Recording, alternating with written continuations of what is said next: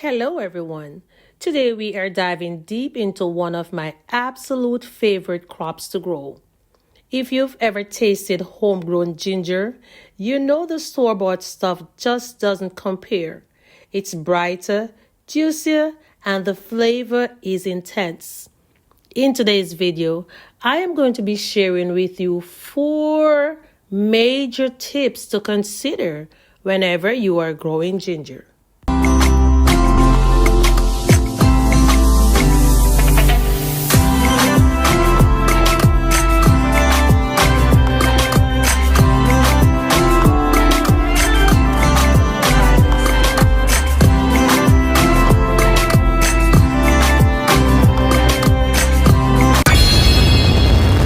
Good morning to all of you, my cultivators and motivators.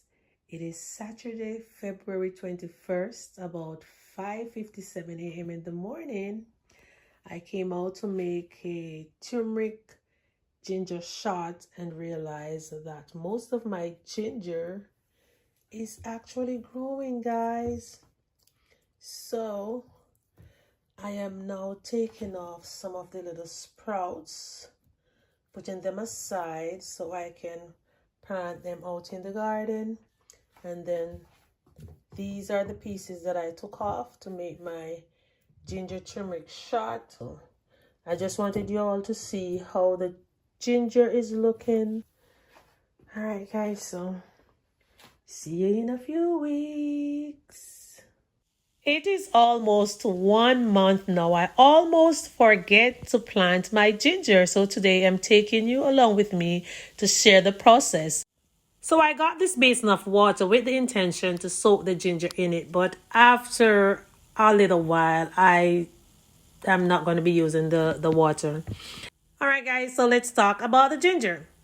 Ginger can be a little bit finicky if we don't treat them right. It is a long game crop. It stays in the ground for months, I believe up to 9 to 10 months. So we want to make sure that we're setting it up for success from day one. Today I am going to be sharing with you 4 major tips that is going to change the game for us, especially when we're working with limited space and want the highest yield possible. Now here are my ginger up close, you all. Look at how beautiful they are. So before I do anything else, let me grab the containers that I'm going to be growing my ginger in. I need to prepare them because, as I said earlier, we're setting up these ginger for success. Now, guys, it is very important for you to put a lot of holes in the bottom of the container that you're going to be planting your ginger in. The reason for that is because if you have too much water in the bottom of your container, your ginger is going to soak up all that water and it's going to rot. It is going to die. It will never come forth. You will never see a green stalk. So remember, punch those holes, bore those holes in the bottom of your containers, okay? So here's an example of the bottom of a container with a lot of holes in it. So for tip number 1, we have to choose the right seed pieces. Look for the plump rhizomes with several eyes. These are the little bumps where the sprouts come out. Can you all see them? Look at those sprouts. Those are the rhizomes eyes. So make sure that whenever you're getting your ginger from the store, your ginger should be looking something like this. Tip number 2 is all about the bedding. Ginger is a heavy feeder and more importantly, it needs loose, well-draining soil. Now, since I'm going to be planting them in this deep container, I did put a lot of holes in the bottom of it already, but I'm going to be getting some gauze from my coconut plant to put in the bottom of the containers to act as a sieve. So when the water hits the bottom of the container, it is not going to settle in the container. It's going to go through this gauze that I'm getting from the coconut tree and go right through the holes. I am also going to be putting some leaves on top of the coconut gauze. The leaves combined with the gauze will eventually create a rich organic matter in the bottom of the containers, so the ginger will have a good bedding to expand. So guys, this is something to remember. Ginger loves moisture, but it hates wet feet. So if your soil doesn't drain, you'll end up with a mushy mess instead of a harvest. We are now on to tip number 3. We must always respect the tropical nature of this plant. Ginger is a jungle plant at heart.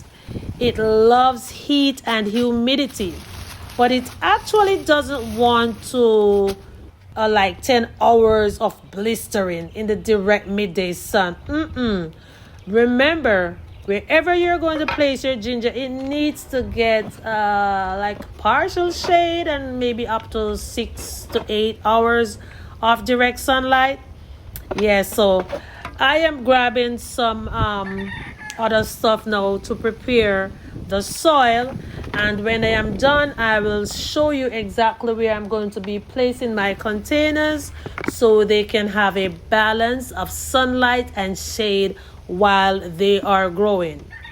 Now, if you're living in a hot climate like myself, filtered light or morning sun with afternoon shade is a sweet spot for the ginger. If the leaves start to look scorched or turn brown at the tips, it's likely getting too much direct heat. So we have to keep it warm, keep it humid, and if we're growing in containers or buckets, we can actually move them around to find the perfect zone of light. And that is one of the reasons why I love growing in containers. So guys, you probably must be wondering what I am adding in the soil. This right here is some of my, did I just hit myself? I won't. So I'm actually adding coffee grounds in the soil. And because I have it in this bucket for a while, a lot of it was clumped together. So I was using my hand to break it into smaller pieces, and I'm also now using this little shovel to kind of mix it together, and then I'm going to be using the big shovel again to combine it better, because it is indeed a lot of soil with the coffee grounds in it, guys. So here I am mixing it in together really nice because I want it to be even and balanced out. So I just went to get my gloves and I saw my bottle of bone meal in the washroom. I am now going to be adding some bone meal in the soil that is already combined with the coffee grounds. And look at the amount of bone meal I'm adding. I really don't care. I'm just pouring it in because it is a lot of soil, y'all. So when I am done filling up all the containers that I'm going to be planting my ginger in, I will have a little bit of soil left to use in the garden. I know I'm going to have a little bit of soil left because I have a lot of containers. I think I'm going to be using about 10. Yeah, I think I used 10 containers. I will not be filling them up to the top. Maybe halfway, guys. Which leads me to tip number 4. So, the hilltop method. Just like potatoes, ginger rhizomes tend to grow upward and outward. So when you see the top of a rhizome poking through the soil surface, it is time to add more. What I am doing right now, as I stated earlier, I put the gauze in the bottom of the container, then I'm adding leaves. On top of the leaves, I am going to be adding some soil, and when I put the rhizome in the middle of the soil, I will be covering it with some more leaves. According to research, covering the exposed shoulders with a fresh layer of rich compost or mulch encourages the plant to grow more layers of ginger underneath. This is the best way to double your harvest in the same amount of space. Every few months, give it a little snack of compost and cover those emerging roots. This keeps the rhizomes tender and give them room to expand. So guys, let us finish filling up these containers, and then I'm going to be showing you exactly where I will be placing these containers. So right here, I was showing you a piece of the ginger again with the rhizomes on it and how I placed it in the middle. It wasn't so visible, so here I'm showing it up close again. I put it in the middle of the soil, cover it up, and then I'm going to be adding some leaves on top of this, as I stated earlier.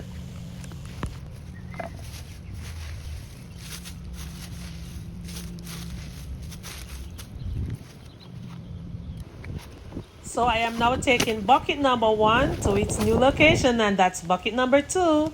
And now this is all the 10 buckets of ginger that I am going to be growing in my garden. Oh gosh, I cannot wait. I can't wait for the ginger to be matured so I can have enough in my garden. As a matter of fact, guys, I believe I'm going out to buy some more ginger to plant in the garden. Now, for these are the pieces that I have left over.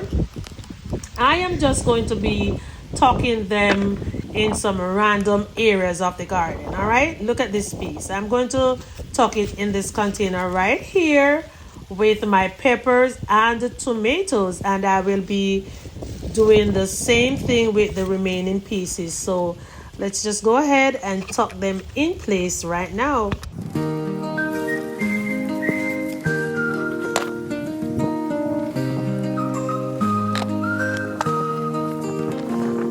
In the backyard garden where the veggies grow, tiny seeds are sprouting, putting on a show.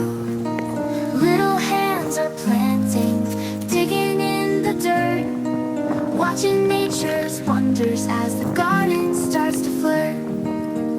Let's grow our garden, watch the magic bloom. With every little seed we chase away the gloom, watering the flowers and watching them rise. Together we'll make wonders, reaching for the skies.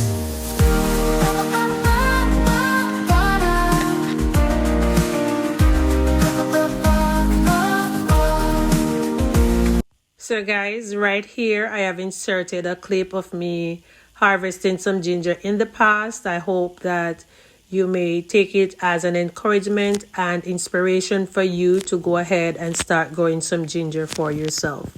Get here, this actually looks as if, yeah, so this is a new rhizome coming up.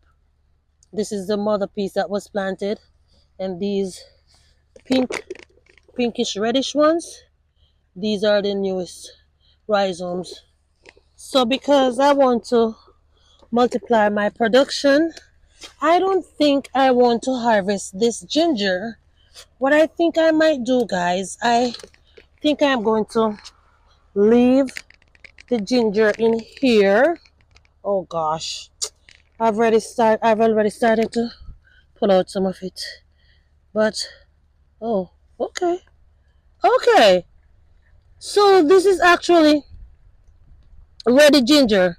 So this is not one of the pieces that I planted. This is actually ginger that grew from what I planted. But where is the mother piece? Can't find it. Alright, so I might as well go ahead and check out some of this ginger.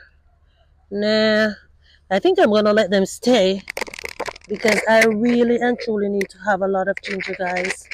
I need a lot of ginger and turmeric because your girl has been having so much aches and pain in her body, you know. So guys, as I was saying, if you want to know when your ginger is ready, just look for the drying leaves like this. It is an indication that it is ready to be harvested.